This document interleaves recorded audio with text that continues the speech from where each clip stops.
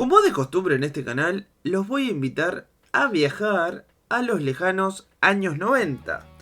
Momento en el cual Marvel era solamente una editorial que publicaba historietas de superhéroes, muy alejado de lo que podemos ver hoy en día, donde es una empresa multimedia, parte de un conglomerado del entretenimiento como es Disney. En esa época solo se sostenía de sus personajes, los cuales venía editando desde los años 60. Momento en el que Stan Lee revoluciona los cómics de superhéroes, reviviendo un poquito el género del decaimiento que había tenido hacia finales de los 50, donde medio que ya había aburrido, sobre todo lo publicado por DC. Es como que hubo una sobreexplotación de las mismas ideas una y otra y otra y otra vez.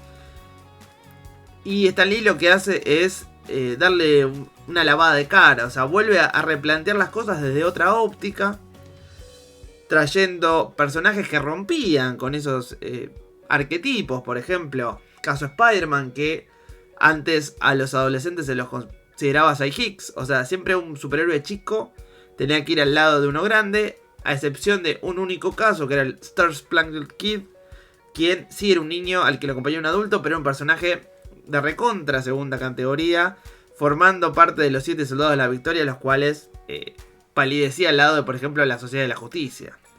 Tenemos otro caso como los Cuatro Fantásticos, por ejemplo, que eran todos una familia, sin identidad secreta, o sea, cosas que hoy en día quizás no parecen tan wow, pero en los años 60 les explotaron la cabeza a todo el mundo, y eso hizo que, con el correr de los años, llámese los 70 y los 80, no fueran más que sumándose personas a leer estos cómics que cada vez encontraban más puntos en común con lo que pasaba en la sociedad real. Por ejemplo, teníamos casos como los del arco del Imperio Secreto, no la saga que seguramente más de uno me va a evocar con lo de Capitán Hydra, sino la primera, que se publicó entre los 60 y los 70, justo ocurriendo en paralelo con lo de Watergate. ¿Se acuerdan el escándalo de Nixon? Que se revelan esas grabaciones que hablaban de corrupción en el gobierno de Estados Unidos. Bueno, ese evento lo que intenta es capitalizar toda la decepción que había de parte del gobierno, metiéndolo, bueno, en una trama así de espionaje, muy de la onda de lo que se cuenta en los cómics de Capitán América, pero intentaba que hubiera cierto reflejo de lo que era la sociedad. Bueno, desde ya los cómics de X-Men es una redundancia, pero tenemos todo el tema de la discriminación que viene desde siempre en Estados Unidos, teniendo cosas tan aberrantes como el apartheid por tu color de piel, ¿no? Cosas que por suerte ya no ocurren. Y que los cómics siempre esquivando ese código que tenían del Authority Code, que era esa suerte de organismo que regulaba los cómics y decía si estaba bien, si estaba mal, siempre esquivando un poco esas cosas, lograba meter una suerte de analogías de lo más interesantes, llegando, como digo, a su pico de los 80, pero en los 90 cambia la época.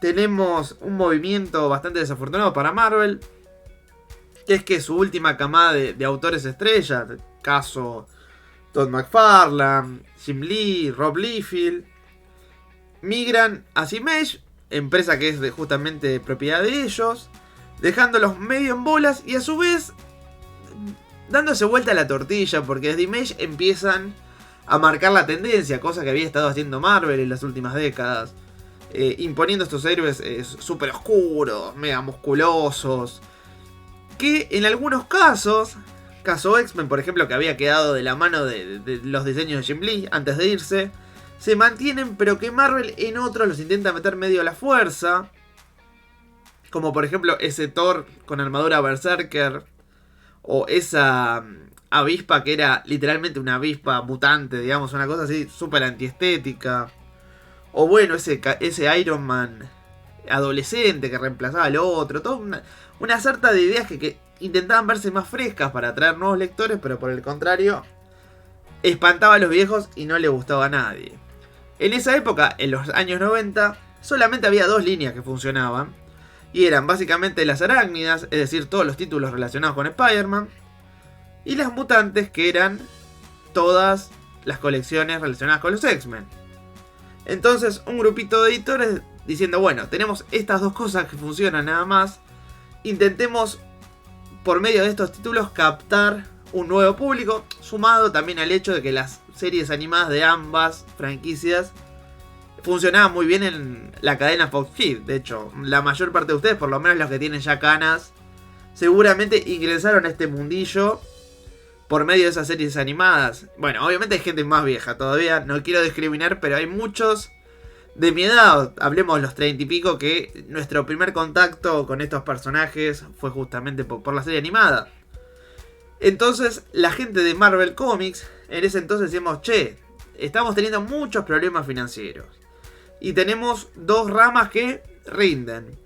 ¿Cómo hacemos para atraer público que de repente se nos escapa a que nos dejen sus dólares? Bueno, ahí toman dos medidas de lo más interesantes. Lanzas unas historias que intentan ayornar las primeras épocas de los personajes, Spider-Man y los X-Men, con un estilo actual y a un precio reducido, el cual es de $1, mucho más barato que las líneas normales. Entonces, por lo menos en el caso de los X-Men, tenemos al Profesor Javier y los X-Men, que es la revista que justamente se va a cubrir en este video, la cual es una suerte de remake, podemos llamarla, de las historias originales de los años 60, escritas por Stan Lee y dibujadas por Jack Kirby, donde se nos presenta al quinteto inicial de mutantes, llámese Cyclops, Marvel Girl, acá Jean Grey, Beast, Iceman y Angel, liderados, como siempre, por el Profesor Javier, y enfrentándose en sus primeros compases al clásico antagonista de este grupo, cosa que no cambiaría hasta por lo menos los 2000, que es Magneto. De acá en más tenemos diferentes enfrentamientos con otros personajes, algunos fácilmente reconocibles de la serie animada y otros totalmente inéditos para un público por ahí joven, como era mi caso, que lo conseguía la edición de Forum que llegaba acá a Argentina, como será el caso de Vanisher, el cual, pese a ser el segundo enemigo de los X-Men histórico, para mí era un total desconocido. O Unus el Intocable, por ejemplo, que hasta donde recuerdo no sé si apareció en algún producto fuera de los cómics. Bueno, en estas páginas los conocíamos a ellos, al propio Magneto, como dije antes, a Namor, a Juggernaut, a la Hermandad de Mutantes Diabólicos, los cuales eran el antagonista principal de este título, compuestos por Toad, por Scarlet Witch, por Quicksilver, por Mastermind. Teníamos un primer origen de por qué quedaba paralítico Charles Xavier, que después, bueno, sería retconeado a futuro, eso. Un primer enfrentamiento con los Avengers, cosa que ocurriría un montón de veces más, siendo quizás el más recordado ese horrible evento que nos trajo Brian Michael Bendis. Y lo que tenía, o mejor dicho, lo que destacaba a esta revista, que justamente estaba pensada para atraer a un público joven, sin tanto barullo de continuidad ni de referencias, era un estilo fresco, como los cómics de esa época, con diseños llamativos, musculados, colores un poco saturados, sin esos cuadros de diálogo descriptivos que tanto caracterizaban a los primeros cómics, pero que en los parámetros de los 90 y de hoy en día también son inaceptables. Y como dije antes, contando historias bastante cerradas. O sea, vos comprás un cómic de estos y tenías una historia bien contada, bastante divertida, con personajes carismáticos, que empezaba y terminaba. Son muy pocos los números de estos 18, si no me falla la memoria, donde hay una historia continuada, siendo creo que la excepción la pelea contra Juggernaut, que se extiende por 3 números, pero después el resto de los episodios eran todas historias autoconclusivas, los cuales muchas veces se enfocaban en uno de los 5 X-Men originales, que se agradecían mucho porque también, en el caso por ejemplo de Jean o de Cyclops o de Beast, que estaba todavía en su forma humana, lejos del furro peludo azul que conocemos, los veíamos en una faceta adolescente, mucho menos solemne que lo que estamos acostumbrados a ver ya en los cómics de los 90 y sobre todo en la serie animada. Y por ejemplo, para muchos esta fue la primera introducción de Angel y de Iceman. Angel aparecía en la serie, pero ya como convertido en Archangel, con todo este trasfondo de Apocalipsis. O sea, es como que el arcángel de la serie animada giraba en torno a Apocalipsis. Acá muchos conocimos cómo era el personaje originalmente, y sobre todo Iceman, que por muchos años fue mi X-Men favorito, cosa que creo que no comparto con nadie absolutamente. Finalmente esta serie concluye en el número 18, como dije antes, probablemente por las bajas ventas. Ya saben que si algo se termina es porque no funciona. Probablemente haya fracasado en su intento de intentar capitalizar. Recordemos también que las colecciones mutantes por ese entonces estaban infestadas de títulos satélites, llámese X-Force, X-Factor, Generación X, Cable, X-Man, la serie de Wolverine que venía de hace mucho, Excalibur. Quizás para el bolsillo del lector, si había que prescindir de algo, por más que fuera más barato, porque era más barato, era de algo que quizás ya se había leído antes o que tenían algún tipo de reimpresión. Pero para muchos nos sirvió como punto de enganche para conectar con lo que ya estábamos leyendo, digamos, de los cómics contemporáneos. Así que bueno, esto fue un repasito bastante rápido. A ver qué cosa me quedó afuera, ¿no? Digamos que algo que no dije, pero que está bueno aclarar, es que tenía más profundidad que los cómics originales. Por ejemplo, hay un número centrado en Blob que explora un poco su psicología, cosa que en la historieta original queda un poco por encima. A mí ese es uno de mis números favoritos de estos. Recuerdo que cuando lo leía de chico me impactó mucho. Ahora por ahí dejaría una consigna un poco diferente para que ustedes me pongan en los comentarios, que si leyeron esta serie, que sé que algunos la van a haber leído por la edad, ¿hay algún número en particular que les haya gustado? Quizás de más viejos leyeron el original y dijeron, no, me quedo con el de Profesor X que me entretuvo más. Aparte, algo que tenía de bueno, y con esto voy cerrando para que no se haga eterno el video, es que sabiendo lo que venía después hacía un poco de foreshadowing. ¿Qué es esto?